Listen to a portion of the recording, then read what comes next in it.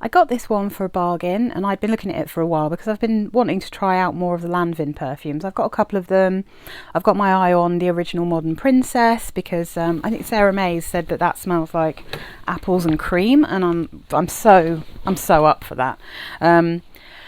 This one though, I got because of my trying to find a blueberry perfume. So I have tried a few. I've not liked them. Hopefully you will have already seen the video I did of Anna Sui Night of Fancy, and that was a bit of a disaster, really horrible, really didn't like that smell at all.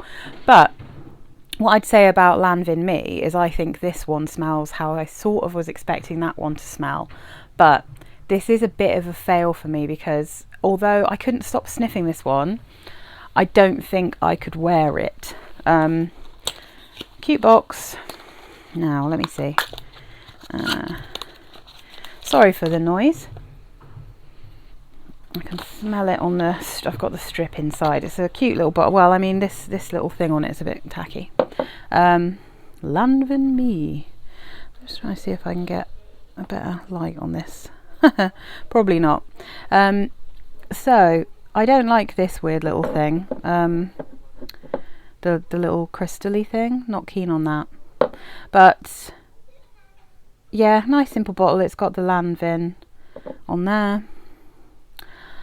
I'll give you the notes for this before I talk about it because it's an unusual one. So top notes blueberry and mandarin, middle notes licorice, tuberose and rose, base notes sandalwood. Now this is a fascinating one because I've heard people talk about this and say it's a safe blind buy, it's really easy reach, it's got weird notes but it's like really easy to wear or whatever. And maybe it's my skin chemistry, but I don't think it is because it smells the same on the strip. Firstly, it's not a fresh blueberry this. It's in the same way that the Anna Sui one didn't smell like fresh blueberries. It doesn't smell like blueberry syrup. It doesn't smell like juicy. It smells cooked. This smells like blueberry jam, but unlike Anna Sui, it smells like a nice blueberry jam. I thought the Anna Sui one smelled like an old blueberry jam, you know, like one that you open and you leave in there for too long, or maybe like a cheap blueberry jam. So those kind of jams where you can sort of, you know, it's supposed to be one type of fruit, but you're like, oh, it's just sort of jammy. This one you can tell it's blueberries, but it definitely, and it's not like a blueberry compote. It doesn't have like any kind of fresh blueberry smell. It very much has a jam smell, a blueberry jam smell. So it's very sweet. There's not really much sharpness, and I don't think the mandarin. Ooh, interesting. Oh, it's really left a colour on that strip. I'm going to respray it. So at first you'll get a little bit of the mandarin. I think it was mandarin I said. I'm just going to double check that. And mandarin. So you get a little bit of the tanginess. The tanginess goes quite quickly and it just turns into blueberry jam. But, oh my goodness. There is something about there's something about the licorice and the sandalwood mixed together in this that makes it smell like cigarette ash to me. It's very smoky smelling. Yep, it smells like what I wrote in my notes is this smells like you've flicked your cigarette ash onto a sandalwood table while eating some blueberry jam.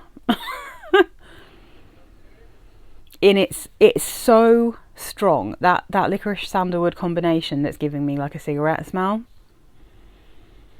And it's definitely not like a tobacco smell, it's a ash smell. It's a smoky, ashy smell.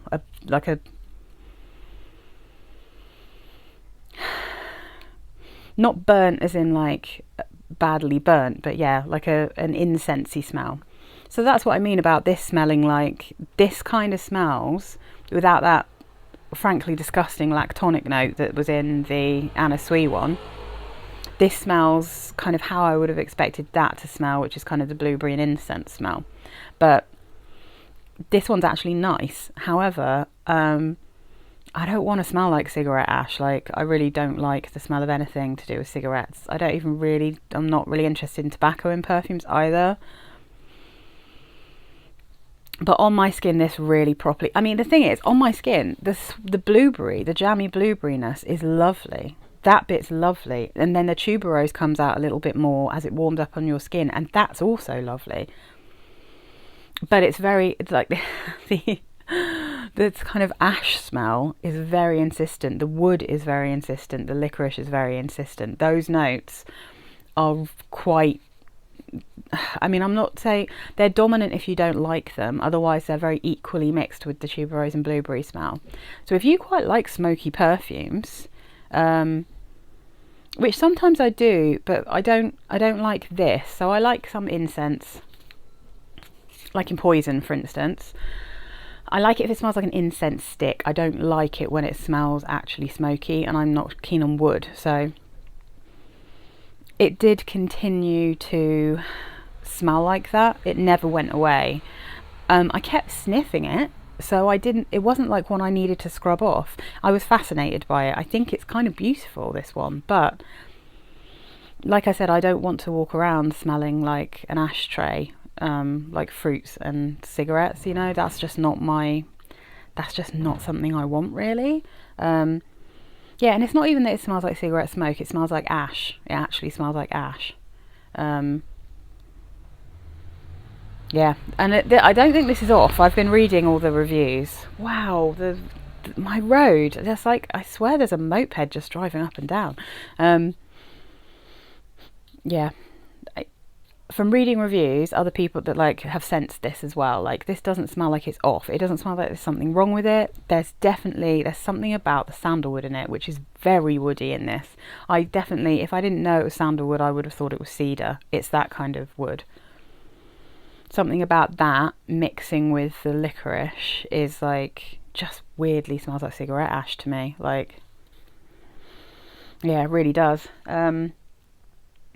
But yeah, I mean, I guess you can sort of tell that it's sandalwood in the dry down. It's a tiny bit powdery.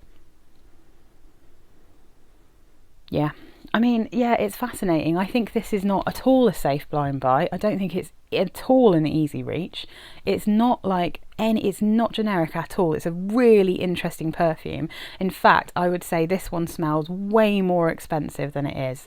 If you'd have put this in like I'm just trying to think of a really niche, or like if you'd have put this in a Maison Margiela, you know, like they're kind of by the fireplacey kind of sense. If you'd have put this in one of those bottles and like called it like morning cigarette or something, or a morning smoke, then I'd have been like, yeah, fair enough, you can charge like hundreds of pounds for that because it's a really interesting perfume. But I think this cost me about 15. This is just the little 30ml. And I think this is an eau de parfum. Yeah, eau de parfum. It's not massively strong on the skin, to be honest. I don't think most Lanvin perfumes are particularly strong. But yeah, I mean, this one's not for me, but I wanted to properly chat about it, because I think when I've seen people talk about this, they don't talk about it. They talk about it as a blueberry perfume, and it sort of is, but it's way more than that, and it's definitely not something that everyone's going to like.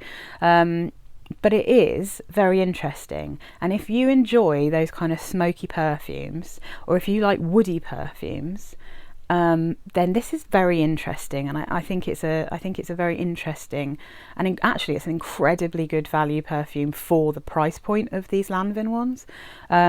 Yeah, it's kind of fascinating to me, but I think I'll probably have to sell it on because I don't think I can ever wear this. But I mean, that smoky note, it never goes away. That stays the whole time. But it does get increasingly sweet, jammy, tuberosy, and yummy on the skin as well. So yeah, I mean, not for me, but definitely not a disastrous perfume. I think it's kind of beautiful.